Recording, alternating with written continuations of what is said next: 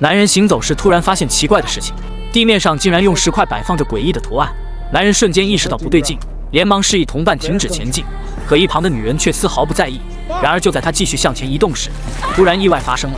原来这些竟是当地人捕猎棕熊的陷阱，几人连忙将他拉了上来。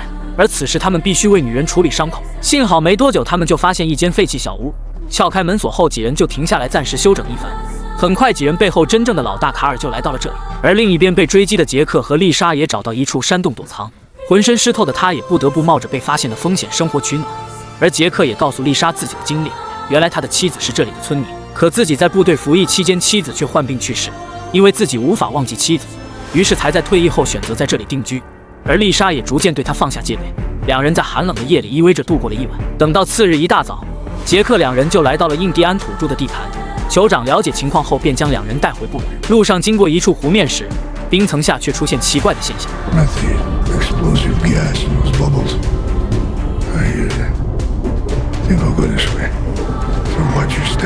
很快，几人就来到了部落居住地，而没多久，丽莎的警察男友也赶过来。可他第一时间竟询问失事飞机的位置，这顿时让丽莎察觉到了不对劲，因为她从未对大卫提及过那架失事飞机。Headquarters wants to know where that plane is.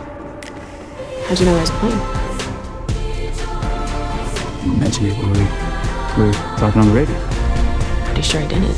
原来大卫早就被歹徒给收买，眼看丽莎不肯将飞机的事情说出来，大卫只好掏出手枪对准他，并且威胁着两人坐上了警车，试图将两人交给歹徒老大卡尔。而此时杰克却提出一个更好的建议，因为如果大卫把飞机的位置告诉卡尔，那他只能分得10几万；如果直接带大卫去飞机那儿，到时候所有的钱都会归他。大卫考虑一番后决定铤而走险，于是按杰克所说的话，在他的包里翻找定位器。不料下一秒，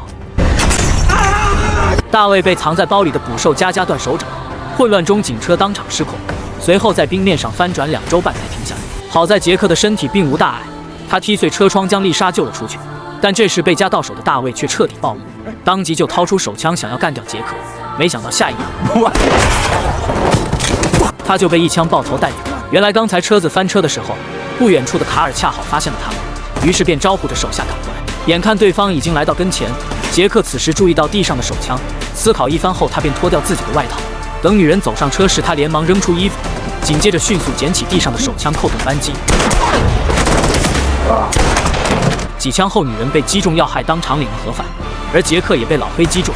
此时他已经无力挣扎，只能放下手枪面对一切。然而卡尔却并不想就此干掉他，因为杰克是知道飞机位置的唯一目击者。不过当他转身看到丽莎时，却马上命令手下干掉他。殊不知此时男人却犹豫了。 No. Do your own dirty work.